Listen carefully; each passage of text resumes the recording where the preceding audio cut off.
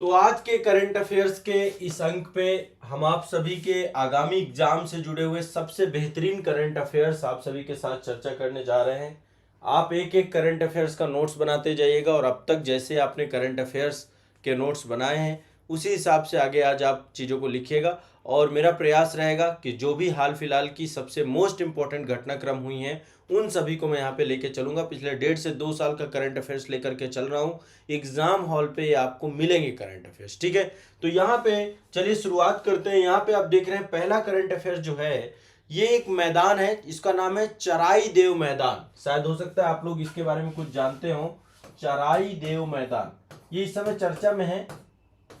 चराई देव मैदान ये कहाँ पड़ता है? असम में। कहाँ का मैदान है ये? असम का मैदान है। असम का मैदान है।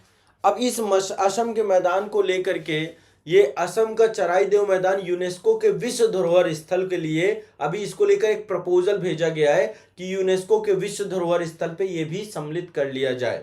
तो असम के मुख्यमंत्री कौन है? हेमंत बिस्वा शर्मा, ठीक है। तो उनके द्वारा हाल ही में घोषणा की गई थी कि असम का जो चराई देव मैदान है उसको विश्व धरोहर स्थल के रूप में नामित करने के लिए यूनेस्को में भेजने की पूरी प्रिपरेशन थी, ठीक है। अब थोड़ा सा इसको समझने की हम बात करते हैं कि ये है क्या। देखिए, सबसे पहली बात समझिए कि ये जो पूरा का पूरा मैदान है ये एक दफन प्रणाली वाला मैदान है, ठीक है। कैसा है ये? किस लिए जाना जाता है? यहाँ पे दफनाया जाता है, चीजों को दफनाया जाता है, ठीक है। दफन प्रणाली से जुड़ा हुआ है और इसका इतिहास बहुत पुराना है। ये अहोम राजवंश से जुड़ा हुआ है। जब ऐतिहासिक अहोम राजवंश था तो यहाँ पर चराई देव मैदान में अहोम सम्राट के दो की कब्रगाह है। अहोम सम्राट की कब्रगाह है। अहोम सम्राट की एक तरीके का एक कब्रिस्तान है या फिर एक तरीके का जैसे हमारे यहाँ जो शमशान होता है या मुक्ति धाम होता है उसी तौर पे है ये। सम्राट की क्या है? कब्रगाह। अहोम शासकों के द्वारा इसको बनाया भी गया था। अहोम शासकों के द्वारा इसे बनाया ही गया था। तो ये एक तरीके से दफन प्रणाली से जुड़ा हुआ है आपका, ठीक है। और ये एक पवित्र स्थान के तौर पे भी माना जाता है। अहोम समुदाय जो आपका है उसके लिए बहुत ही पवित्र स्थान है, ठीक है। तो यहाँ पे ध्यान रखिएगा, अहोम जो थी पहले असम की ये पहली अहोम राजवंश की चराई देव जो है पहली राजधानी के तौर पे भी थी। पहली राजधानी। अहोम सम्राट आज का नहीं है, अहोम राजवंश बहुत पुराना है और अहोम राजवंश के ही एक शासक थे जिन्होंने द्वारा क्या किया गया था, इसकी स्थापना की गई थी। शासक का नाम था चाओ लुंग स्यू-का-फा। मैं एक बार नाम लिख देता हूं, चाओ, ठीक है। जब भी यहाँ पे नाम लिखते हैं बीच में एक बार डैश जरूर हम लगाएंगे। जब मैं यहाँ पे लिखूंगा चाओ लुंग साओ फा का, यहाँ पे डैश लगेगा, ठीक है। ये नाम है शासक का जिस शासक के द्वारा ये चराई देव मैदान स्थापित किया गया था, चाओ लंग साओ फा का, ठीक है। इनके द्वारा 1253 एडी में 1253 एडी में चराई देव की स्थापना की गई थी। चराई देव को स्टैब्लिश किया गया था। अब ये असम के पिरामिड के तौर पे जाने जाते हैं। अब देखिए यहाँ पे ये देख रहे हैं ना, ये जो है ये असम के पिरामिड के तौर पे जाने जाते हैं। यहाँ पर वहां के सम्राट की क्या है? पिरामिड है। तो यहाँ पे कब्रगाह दफन प्रणाली है और एक तरीके से समझिए कि ये एक बहुत हिस्टोरिकल साइट है, ठीक है। बहुत हिस्टोरिकल साइट है, वहाँ के लोगों से बहुत जुड़ी हुई है और आज भी वर्तमान में भी जो है अहोम समुदाय के द्वारा हिंदू रीति रिवाजों के तहत यहाँ पे दाह संस्कार पद्धति को शुरू किया गया है। और यहाँ पे जो अहोम समुदाय के लोग होते हैं, दाह संस्कार के बाद जो राख बचती है, जीवन का जो अंतिम आपका जो अवशेष बचते हैं, उसको इस मैदान में दफनाया जाता है। 18वीं शताब्दी से एक प्रचलन चालू हो गया और आज भी वर्तमान में यहाँ पर दाह संस्कार के बाद जो है राख को दफनाने का काम किया जाता है। तो ये एक बहुत पवित्र स्थल है। अभी हाल ही में जो असम के मुख्यमंत्री हैं हेमंत बिस्वा शर्मा के द्वारा 16 जनवरी 2023 को जो है इसको चराई देव मैदान को यूनेस्को की विश्व धरोहर सूची में सम्मिलित करने के लिए एक प्रपोजल भेजा गया है कि यूनेस्को के विश्व धरोहर स्थल में इसको सम्मिलित कर लिया जाए। अभी आपको पता होगा कि मोढेरा का जो सूर्य मंदिर है, बड़नगर है या ऊनाकोटी की जो आपकी मूर्तियां हैं उनको जो है इसमें सम्मिलित किया गया था। और इस हिसाब से देखा जाए तो काफी बड़ा, तो इसको भी अभी संभावित लिस्ट में रख लिया गया है। टेंटेटिव लिस्ट, एक यूनेस्को की टेंटेटिव लिस्ट है, टेंटेटिव लिस्ट, टेंटेटिव लिस्ट, इसको बोलते हैं संभावित लिस्ट। इस लिस्ट में ये मैदान सम्मिलित हो चुका है। संभावित लिस्ट में चराई देव का मैदान सम्मिलित हो गया है। तो आपको रफली देखो जो क्वेश्चन पूछा जाएगा वो पूछा जाएगा कि चेराई देव क्या है। देखो यूनेस्को के बारे में चर्चा कर चुका हूं मैं, इससे पहले मैंने मोढेरा के बारे में बताया था, बड़नगर के बताया था, और मैंने आपको उसके बारे में बताया था। आप लोगों में जो लोग रेगुलर हैं, करंट अफेयर्स की सारी क्लासेस देख रहे हैं, उनमें डिस्कस हुई थी। ऊनाकोटी के बारे में भी बताया था आपको, तीनों के बारे में चर्चा हुई थी इसी क्लास में। तो चराई देव मैदान को भारत में UNESCO world heritage tentative list की ये 52वीं साइट होगी। 52 साइट के तौर पे इसको सम्मिलित किया गया है, ठीक है। 52 साइट के तौर पे इसको सम्मिलित किया गया है, संभावित लिस्ट के तौर पे, ठीक है। और ये आप समझिए सांस्कृतिक श्रेणी के तहत असम या पूर्वोत्तर भारत की पहली साइट के तौर पे आपकी डेवलप किया जाएगी। एक कल्चरल साइट के तौर पे आप इसको देख सकते हैं, ठीक है। तो चेराई देव मैदान से जुड़ा हुआ यदि कोई क्वेश्चन आएगा तो आपको यहाँ पे अब जानकारी रखनी है, इतनी ही चीजें आपको पता करनी है, ठीक है। तो चेराई देव मैदान का ऐतिहासिक महत्व है, एक दफन और दाह संस्कार प्रणाली से जुड़ा हुआ है ये, ठीक है। किससे जुड़ा हुआ है? दफन और दाह संस्कार प्रणाली से, ठीक है। चलिए अब एक बहुत महत्वपूर्ण जो है, आपको यहाँ पे एक ट्वीट देख पा रहे होंगे, ये दिल्ली के मुख्यमंत्री जी अरविंद केजरीवाल जी का ट्वीट है। उन्होंने ट्वीट किया कि राष्ट्रीय पार्टी बनने पर आम आदमी पार्टी के सभी कार्यकर्ताओं को और सभी देशवासियों को बधाई। तो अभी आपको पता होगा कि आम आदमी पार्टी कैसी बन गई है, राष्ट्रीय पार्टी का दर्जा प्राप्त हो गया है। क्या हो गया है? राष्ट्रीय पार्टी का दर्जा प्राप्त हो गया है, ठीक है। और ये कब हासिल हुआ? 10 अप्रैल 2023 को, 10 अप्रैल 2023 को जो है ये ट्वीट किया गया था। और 10 अप्रैल 2023 को निर्वाचन आयोग के द्वारा जो है दिल्ली के मुख्यमंत्री अरविंद केजरीवाल के नेतृत्व की आम आदमी पार्टी को राष्ट्रीय पार्टी के तौर पे दर्जा दिया गया है। अब यहाँ पे ध्यान रखिएगा कि अच्छा राष्ट्रीय पार्टी होती क्या है, मैं यहाँ पर थोड़ा सा आपको समझाना चाहता हूँ। और वर्तमान में देखिए देश में टोटल राष्ट्रीय पार्टी की संख्या 6 है। टोटल कितनी राष्ट्रीय पार्टियां हैं? 6 राष्ट्रीय पार्टियां हैं। हाँ, वर्तमान में टोटल 6 राष्ट्रीय पार्टियां, कितनी हैं? 6 राष्ट्रीय पार्टियां, 6 राष्ट्रीय पार्टी है। अब 6 राष्ट्रीय पार्टी कौन कौन सी हैं, एक बार इनको देख लेते हैं। बिल्कुल बिल्कुल सभी के लिए है ये, 2024 वाले हों, 2025 वाले हों, 2026 वाले, जो भी एग्जाम दे रहे हैं, 2023 वालों के लिए रामबाण है, ठीक है। सभी के लिए करंट अफेयर्स। अब यहाँ पे देखिए 6 राष्ट्रीय पार्टियां कौन कौन सी, एक बार नाम मैं बता देता हूं ताकि आपको आइडिया हो जाए कि कौन कौन सी हैं। एक तो आपकी मौजूदा जो पार्टी है सत्ता में है, भारतीय जनता पार्टी, ठीक है। दूसरा भारतीय राष्ट्रीय कांग्रेस है, बहुजन समाज पार्टी भी है इसमें। कौन सी है? बहुजन समाज पार्टी। इसके बाद एक भारतीय कम्युनिस्ट पार्टी मार्क्सवादी है, जिसको हम बोलते हैं CPIM, ये भी एक राष्ट्रीय पार्टी का दर्जा प्राप्त है। एक है नेशनल पीपल पार्टी, NPP, ये भी आपकी राष्ट्रीय पार्टी है। और आम आदमी पार्टी आपकी 6वीं पार्टी है, ठीक है। फिर से एक बार बता रहा हूं, भारतीय राष्ट्रीय कांग्रेस है, ध्यान रखना है, भारतीय राष्ट्रीय कांग्रेस होगी, बड़े स्तर की राष्ट्रीय पार्टी है। और बीजेपी हो गई आपकी, BSP हो गई, बहुजन समाज पार्टी हो गई, भारतीय कम्युनिस्ट पार्टी हो गई, CPIM हो गई, नेशनल पीपल पार्टी हो गई और आम आदमी पार्टी हो गई, ठीक है। तो आम आदमी पार्टी बहुत पुरानी नहीं है, नई पार्टी है आपकी, ठीक है। अब इसके बारे में थोड़ा सा कुछ चीजें जान लीजिए। देखिए एक आपका निर्वाचन आयोग के द्वारा एक कानून है, आपका कानून है चुनाव चिन्ह आरक्षण आवंटन आदेश 1968, election symbol reservation and allotment order 1968। इसके तहत ही राष्ट्रीय दलों के तौर पे मान्यता के लिए मानदंड दिए गए हैं। मैं यहाँ पर मानदंड आपको बताता हूं कि कौन से मानदंड है आपके, ठीक है।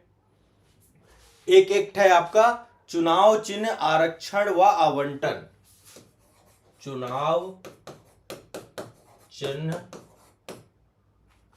यहां पे दो चीजें, आरक्षण व आवंटन, आरक्षण व आवंटन, चुनाव चिन्ह आरक्षण व आवंटन आदेश 1968, आदेश 1968। इसके तहत ही मानक निर्धारित किए गए हैं कि किसी पार्टी को राष्ट्रीय पार्टी कैसे घोषित किया जाएगा। तो इलेक्शन कमीशन ऑफ इंडिया के द्वारा चुनाव चिन्ह, राजनीतिक दल चुनाव चिन्ह 2019 की पुस्तिका जो जारी की गई थी, उसके तहत राजनीतिक दल को राष्ट्रीय दल कैसे माना जाएगा। इसके लिए देखो 3 मानक है, इनको रट लो। 3 मानक है। सबसे पहला मानक, 4 या अधिक राज्यों में राज्य स्तरीय दल के रूप में मान्यता प्राप्त हो। ध्यान रखना है, 4 या अधिक राज्यों में राज्य स्तरीय दल का मान्यता प्राप्त हो। राज्य स्तर के लिए भी अलग मानक होते हैं, वो मानक मैं कभी फिर बता दूंगा। यहाँ पे मैं केवल राष्ट्रीय स्तर पर बता रहा हूं। 4 राज्यों में या उससे अधिक राज्यों में राज्य स्तरीय दल के तौर पे यदि कोई भी जो है दल आपका है तो उसको क्या है, राष्ट्रीय दल का दर्जा दिया जा सकता है। और यही आधार था, इसी आधार पे आम आदमी पार्टी को मिला है। किस आधार पे मिला है? इसी आधार पे आम आदमी पार्टी को मिला है। अब ये आधार कैसे क्या क्या है मैं एक बार आपको बता दूंगा, ठीक है? क्लियर है? अभी मैं इसके बारे में आपको स्पष्ट कर दूंगा, क्योंकि देखो अभी गुजरात में चुनाव हुए थे, और जब गुजरात में चुनाव हुए थे तो आम आदमी पार्टी का प्रदर्शन इतना भी बुरा नहीं था। आम आदमी पार्टी ने इतना अच्छा प्रदर्शन किया कि वहां पर उसको क्या प्राप्त हुआ, गुजरात में आम आदमी पार्टी को राज्य स्तरीय पार्टी का दर्जा प्राप्त हुआ, क्योंकि उसने कुल वैध मतों का जो है 12.5%, मतलब 12.92% के आसपास वोट वहां पे मिले थे। तो उसके आधार पर उसको राज्य स्तरीय पार्टी, तो एक तरीके से आम आदमी पार्टी को गुजरात, ठीक है, गुजरात के बाद पंजाब में आपको पता है उनकी सरकार ही है, ठीक है, दिल्ली हो गया, और एक और है गोवा। इन 4 राज्यों में इसको राज्य स्तरीय पार्टी का दर्जा प्राप्त हुआ है। और इन 4 जगहों पे राज्य स्तरीय पार्टी प्राप्त होने के कारण से राष्ट्रीय पार्टी बन गई आम आदमी पार्टी, ठीक है। पंजाब, गोवा, राष्ट्रीय राजधानी क्षेत्र दिल्ली, और आपका जो है गुजरात, ठीक है। इन 4 जगहों पे तो सबसे पहली चीज क्या है, 4 या उससे अधिक राज्यों में राज्य स्तरीय दल के तौर पे मान्यता प्राप्त हो। दूसरा भी है, मतलब एक तो ये क्राइटेरिया, यदि ये नहीं है तो ये होना चाहिए, लोकसभा या विधानसभा चुनाव में 4 अलग अलग राज्यों से कुल वैध मतों के 6% मत प्राप्त करे। जो टोटल वैध मत है, लीगल मत है, उनका 6% मत प्राप्त करे। इसके अतिरिक्त 4 लोकसभा सीटों पर जीत दर्ज करे। 4 लोकसभा सीटों पर जीत हो, ठीक है। यहां पे फिर से ध्यान रखिएगा, लोकसभा या राज्यों के विधानसभा चुनाव में 4 अलग अलग राज्यों में कुल वैध मतों का 6%, ठीक है, मतलब टोटल जो वैध मत प्राप्त हो उसका 6% होना चाहिए। जीते चाहे ना जीते पार्टी, कोई जरूरत नहीं है। और इसके अतिरिक्त 4 लोकसभा सीटों पर जीत भी दर्ज करे, ये भी साथ में दिया गया है। तो 4 लोकसभा सीटें भी होनी चाहिए, और टोटल जितना जो है मत प्राप्त हुआ उसका 6% होना चाहिए।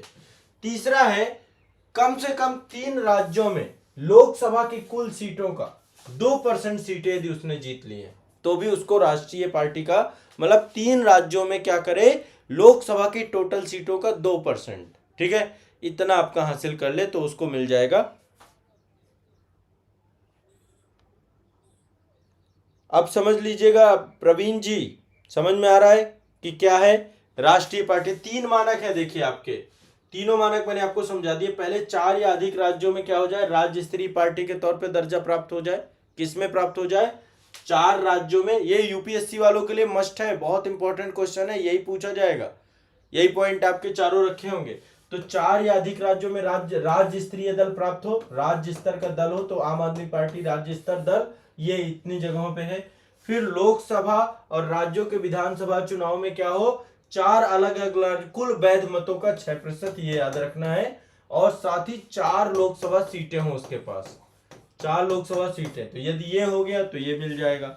दूसरा, 3 राज्यों में लोकसभा की कुल सीटों का 2% उसको प्राप्त हो। यदि इतना प्राप्त है तो क्या बन जाएगा, तो आम आदमी पार्टी जो है आपकी 4 राज्यों में राज्य स्तरीय दर्जा प्राप्त है। तो चुनाव चिन्ह आरक्षण आवंटन आदेश 1968 के तहत इसको जो है आपको पता होगा कि चुनाव चिन्ह झाड़ू है, ये भी आप जानते हैं। तो आम आदमी पार्टी आपकी ये बन गई राष्ट्रीय पार्टी। तो आपको राष्ट्रीय पार्टी का दर्जा प्राप्त हुआ है। 4 राज्यों में 6% से ज्यादा वोट भी प्राप्त हुआ है। देखिए गुजरात में 12.92% है, गोवा में 6.8% है, दिल्ली में 53.6% है और पंजाब में 42%। तो 6% से ज्यादा वोट भी है इनके पास, 6% से ज्यादा वोट भी प्राप्त है। तो आम आदमी पार्टी चुनाव चिन्ह झाड़ू, ठीक है, अब सभी जानते हैं। तो राष्ट्रीय पार्टी बनने तक में आप समझेंगे, सबसे पहले 2012 में आपको पता है अन्ना हजारे के लोकपाल आंदोलन से पार्टी स्टार्ट हुई थी। 2 अक्टूबर को आम आदमी पार्टी का गठन हुआ था, ठीक है। इसके बाद 2013 में दिल्ली विधानसभा चुनाव में 29.49% वोट प्राप्त हुआ था इसको, ठीक है। तो दूसरी सबसे बड़ी पार्टी दिल्ली की बनकर के उभरी थी। 2014 के लोकसभा चुनाव हुए थे, इसमें इनके पास 2.1% वोट और 4 सीटें इनको हासिल हुई थी। फिर इसके बाद मतलब देखिए यहीं से देखेंगे तो लोकसभा चुनाव में टोटल 4 सीटें इनको मिल गई थी, 2.1% वोट मिल गया था। 2015 में दिल्ली विधानसभा चुनाव हुए और रिकॉर्ड 53.4% वोट पड़े इनको और 67 सीटें इन्होंने जीती थी। 70 में से 67 सीटें जीती थी, 70 में से 67 सीटें इन्होंने जीती थी। फिर 2017 में पंजाब में 20 सीटें हासिल की इन्होंने, ठीक है, और मुख्य विपक्षी दल का दर्जा भी इनको प्राप्त हुआ था पंजाब में। 2022 में गोवा में 6.77% वोट मिला और साथ ही 2 विधायकों की जीत भी हुई थी। 2022 में पंजाब में 42% वोट मिला और 117 में से 92 सीटों पर जीत दर्ज की इन्होंने। इसके बाद जो है आपका 2022 में गुजरात में 13% वोट प्राप्त हुआ और 5 सीटों पर जीत हासिल की और राष्ट्रीय पार्टी बनने का दर्जा प्राप्त किया। ये आपको सबको याद है, समझ में आया है? कौन थे यहाँ पे किसी को दिक्कत हुई हो? ये टॉपिक समझ में आ रहा है सभी को? ये टॉपिक समझ में आ रहा है? चलिए, प्रवीण जी को भी समझ में आ गया, वेरी गुड, बहुत बढ़िया। अब यहाँ पे देखो आम आदमी पार्टी को ये दर्जा प्राप्त हुआ, टोटल 6 पार्टी हो गई। 2 पार्टियां और थी आपकी, एक अखिल भारतीय तृणमूल कांग्रेस थी आपकी जो कि बंगाल में सरकार है जिसकी, और एक भारतीय कम्युनिस्ट पार्टी है, और एक आपकी राष्ट्रवादी कांग्रेस पार्टी एनसीपी जो महाराष्ट्र में है। ये तीनों पहले राष्ट्रीय पार्टी होती थी, मतलब ये पहले तीनों राष्ट्रीय पार्टी थी। एक तो तृणमूल कांग्रेस, दूसरा एनसीपी राष्ट्रीय कांग्रेस पार्टी और कम्युनिस्ट पार्टी भारतीय कम्युनिस्ट पार्टी। इन तीनों का राष्ट्रीय पार्टी का दर्जा समाप्त हो चुका है, आम आदमी पार्टी को मिल चुका है और इन 3 को बाहर कर दिया गया। तो यदि कोई भी मतलब किसी की भी स्थिति डावाडोल होती है, इन मानकों से बाहर होता है, तो निश्चित तौर पर उसका दर्जा भी चला जाएगा। तो कौन कौन सी है? एक तो भारतीय राष्ट्रीय कांग्रेस है, ठीक है, एनसीपी है, दूसरा भारतीय कम्युनिस्ट पार्टी है और तीसरा है आपका भारतीय तृणमूल कांग्रेस, ठीक है, दिमाग में बैठा लेना है। क्लियर है? 3 का बाहर हो चुका है, 3 बाहर हो चुकी हैं, दिमाग में बैठा लेना। All India Trinamool Congress, all India TMC, ये बाहर हो चुकी है, पहले थी ये, ठीक है। एनसीपी बाहर हो चुकी है, एनसीपी बाहर हो चुकी है और सीपीआई बाहर हो चुकी है। सीपीआई एम है अभी, कम्युनिस्ट पार्टी मार्क्सवादी है पर सीपीआई नहीं है, ठीक है, क्लियर है? ये तीनों को बाहर का रास्ता दे दिया गया, आम आदमी पार्टी समझे। चलो अगले करंट अफेयर्स पे चलते हैं।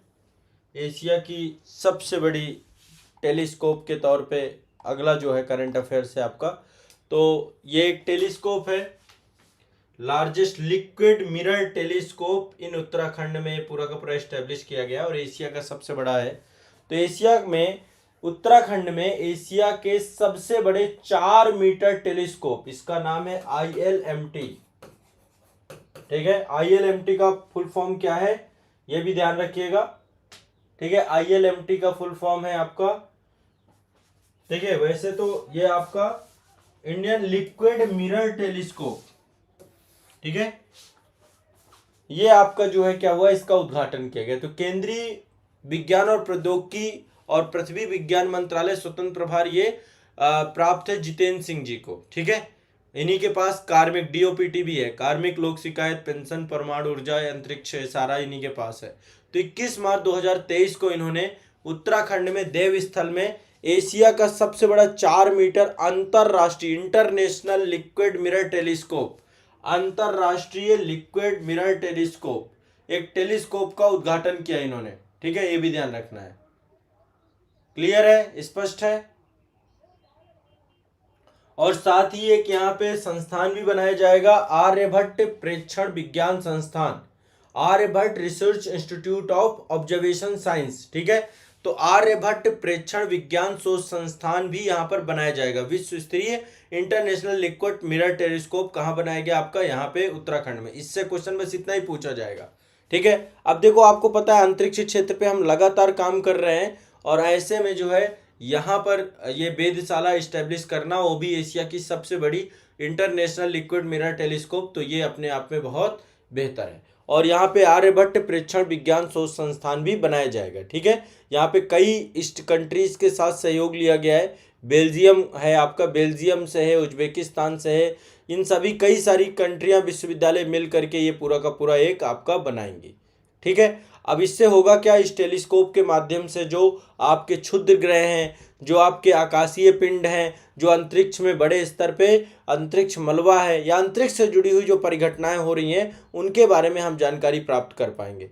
तो ये भी आपको ध्यान रखना है, इससे क्वेश्चन पूछा जाएगा आपका। इंटरनेशनल लिक्विड मिरर टेलीस्कोप कहाँ पे है आपका, उत्तराखंड में। ठीक है, ध्यान रखना है। एशिया का सबसे बड़ा, ये आप देख पा रहे होंगे, ये टेलीस्कोप है जो स्टैब्लिश किया गया है। चलिए अगला चलते हैं।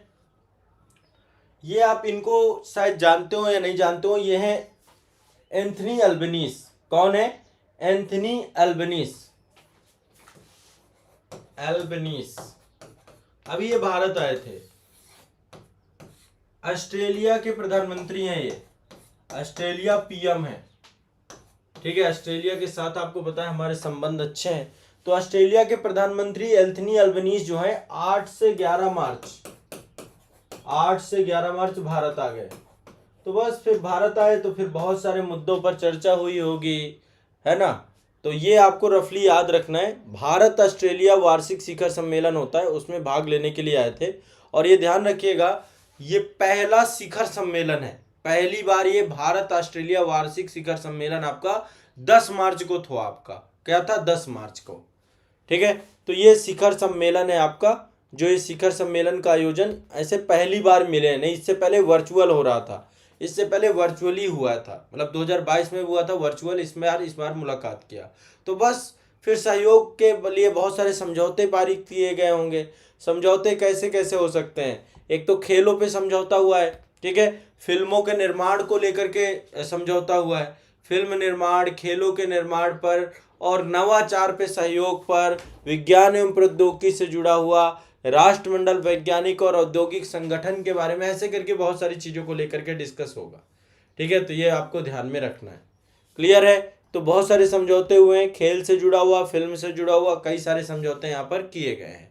इसके बाद जो प्रधानमंत्री एंथनी अल्बनीज हैं, अहमदाबाद में नरेंद्र मोदी स्टेडियम जो आपका, जिसको मोढेरा स्टेडियम भी कहते थे, वो स्टेडियम में इन्होंने पहली बार जो है जो वहां पे भारत और ऑस्ट्रेलिया के बीच में क्रिकेट मैच खेला जा रहा था, उस क्रिकेट मैच में भी ये शरीक हुए थे। बॉर्डर गावस्कर एक ट्रॉफी होती है, उस सीरीज में जो है जाकर के सम्मिलित हुए थे। तो भारत ऑस्ट्रेलिया मैच भी देखा इन्होंने नरेंद्र मोदी स्टेडियम में, नरेंद्र मोदी जी के साथ नरेंद्र मोदी स्टेडियम में जो है भारत गावस्कर सीरीज देखने के लिए ये पहुंचे। तो ये भी आपको दिमाग में बैठा लेना है। ठीक है, तो ये एक बहुत इंपॉर्टेंट है। क्लियर है। इसके बाद ये डीकन विश्वविद्यालय पहुंचे, डीकन विश्वविद्यालय यहां पर पहुंचे, और ये आपका गुजरात में जो है गांधीनगर में स्थित है, यहां पर भी है डीकन विश्वविद्यालय, गुजरात में ही पहुंचे, गुजरात में ही आपका डीकन यूनिवर्सिटी गए। डीकन यूनिवर्सिटी के अलावा Gujarat international finance tech city Gandhinagar में भी पहुंचे। तो इस तरीके से काफी जगहों पर ये गए आपको। ठीक है, एक और जो इम्पोर्टेंट है, एक जो भारत का हमारा जो एक विमान वाहक पोत है, जलयान है, आईएनएस विक्रांत, आईएनएस विक्रांत पर भी इन्होंने दौरा किया। आईएनएस विक्रांत पर जाने वाले ये पहले विदेशीय बने। ठीक है, आईएनएस विक्रांत जो भारत का पहला विमान वाहक पोत है, ठीक है, स्थानीय रूप से बनाया गया, तो आईएनएस विक्रांत पर जाने वाले पहले विदेशी बने ये। आईएनएस विदेशी पीएम आईएनएस विक्रांत पर भी गए। तो कई सारे परिसर पे गए, आपका डीकन यूनिवर्सिटी गए, नरेंद्र मोदी स्टेडियम गए, आईएनएस विक्रांत पे गए। ठीक है, तो ये आपको ध्यान रखना है। भारत की सुरक्षा से जुड़ी हुई चीजों पर भी इन्होंने देखा।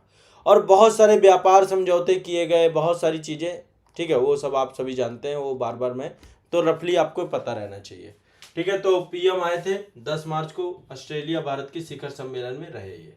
अभी देखिए हमारे भारत का गौरव है राष्ट्रपति भवन है आपका। राष्ट्रपति भवन में एक परिसर है, ठीक है, आप लोग कभी भी जा सकते हैं, जनवरी लास्ट और फरवरी फर्स्ट वीक में ओपन हो जाता है। इसका नाम है मुगल गार्डन। क्या है ये? मुगल गार्डन। नाम बदल गया भाई, अब इसका नाम बदल गया, मुगल गार्डन का नाम परिवर्तित कर दिया गया। अब इसका नाम हो चुका है अमृत उद्यान। क्या हो चुका है ये? अमृत उद्यान। अमृत उद्यान। तो नाम परिवर्तन का जो सिलसिला चल रहा है आपका, अब अमृत उद्यान, आप सोचेंगे कि अमृत उद्यान ही क्यों रखा गया? भैया आजादी का अमृत महोत्सव मनाया गया है, अभी अमृत काल भी चल रहा है आपका, ध्यान रखिएगा। तो इसका नामकरण किसने किया है? भारत की राष्ट्रपति जो हैं महामहिम द्रौपदी मुर्मू जी के द्वारा जो है इसका नामकरण किया गया है। और आम जनता के लिए ये लगभग इस बार जो खोला गया था 31 जनवरी, तो कभी आप भी दिल्ली आए तो 31 जनवरी इस टाइम पीरियड पे आप जा सकते हैं, यहाँ पर ही जो है राष्ट्रपति भवन के पास वहीं पर ही टिकट मिल जाती है आपको। और ये लगभग काफी लंबे समय तक ओपन रहता है आपका, लगभग मान के चलिए कि 1 से 2 महीने तक ओपन रहता है। 26 मार्च तक ये आम जनता के लिए खुला था इस बार, तो जनवरी से मार्च के बीच में आपका ओपन होता है। जनवरी मान लीजिए, फरवरी ही मान लीजिए क्योंकि लास्ट ही है, ठीक है। तो एक तो ये नाम चेंज हुआ है, अमृत उद्यान हो गया इसका, मुगल गार्डन का नाम, ठीक है। ये भी क्वेश्चन आपसे पूछ सकता है। और ये आप देख सकते हैं बड़ा खूबसूरत है, बहुत सारे यहाँ पर आपको हर एक किस्म के जो है फूल मिल जाएंगे, ठीक है। यहाँ पे देखिए हर एक किस्म के फूल आपको यहाँ पर मिल जाएंगे, बड़ा शानदार तरीके से इसको बनाया गया है। इसके बाद आपका ये आप देख सकते होंगे, ये आपका राष्ट्रपति भवन है, यहीं पे आगे इंडिया गेट है, ये आप देख रहे हैं इंडिया गेट है। ये आपको पता होगा एक और परिवर्तन किया गया है सितंबर 2022 में प्रधानमंत्री जी के द्वारा। ये राजपथ का नाम, ये राजपथ है, ठीक है। आप कभी भी देखेंगे इंडिया गेट है, पूरा का पूरा जो लुटियंस दिल्ली है आपका, सेंट्रल दिल्ली है, जहाँ पे आपका राष्ट्रपति भवन है, संसद भवन है, अभी नया संसद भवन सेंट्रल विस्टा वहाँ पे प्रोजेक्ट बन रहा है, और दूसरा जो है वहीं पर आपका इंडिया गेट है। तो यहाँ पर भी एक नाम परिवर्तन किया गया, राजपथ का नाम बदल के कर्तव्य पथ कर दिया गया है। तो एक परिवर्तन ये भी ध्यान रखिएगा, इससे भी क्वेश्चन पूछा जा सकता है, ठीक है। क्लियर है? पहले इसका नाम था राजपथ, किंग्स वे, ठीक है, क्योंकि पहले किंग ही रहते थे, किंगों का रिप्रेजेंटेशन था, गवर्नर था। तो अब इसका नाम हो गया कर्तव्य पथ। सही बात है, लोकतंत्र में प्रधानमंत्री का कर्तव्य ही है जनता के प्रति, ठीक है। तो ये भी आपको ध्यान रखना, सितंबर 2022 में एक नामा परिवर्तन ये हुआ है आपका, ठीक है। तो कर्तव्य पथ ये आपका, इसमें भी परिवर्तन देखने को मिलता है। चलिए, तो आज के करंट अफेयर्स में इतने ही कुछ टॉपिक हैं। पहला तो कर्तव्य पथ राजपथ से हो गया, मुगल गार्डन का नाम हो गया अमृत उद्यान, ये भी आपको याद रखना है, ठीक है। अमृत उद्यान हो गया इसका, आज़ादी का अमृत काल चल रहा है उसी में। दूसरा आपके जो एंथनी अल्बनीज थे, इनके बारे में चर्चा हो गई, ठीक है। इसके बाद ये चर्चा हो गई आपका मिरर टेलीस्कोप को लेकर के, एशिया का सबसे बड़ा, और एक आपका दिल्ली के आम आदमी पार्टी राष्ट्रीय पार्टी बन गई। और एक टॉपिक मैंने आपको जो सबसे पहले पढ़ाया वो पढ़ाया जो आपका ये कब्रिस्तान था, या फिर एक राष्ट्रीय आपकी जो था ये चिराईदेव मैदान को लेकर के, ठीक है। तो ये आपका इस तरीके से आज ये 5-6 टॉपिक हैं, इन टॉपिक्स को सभी को याद कर लीजिए। इसके बाद आपको नेक्स्ट अगली क्लास में 5-6 टॉपिक थोड़ा थोड़ा यहाँ पे आपके होते रहेंगे। आप बस इतना करते जाइए जितना मैं आपको करवाता जा रहा हूँ, जितना याद करवाता जा रहा हूँ, ठीक है। तो आज की सेशन में इतना ही रखेंगे।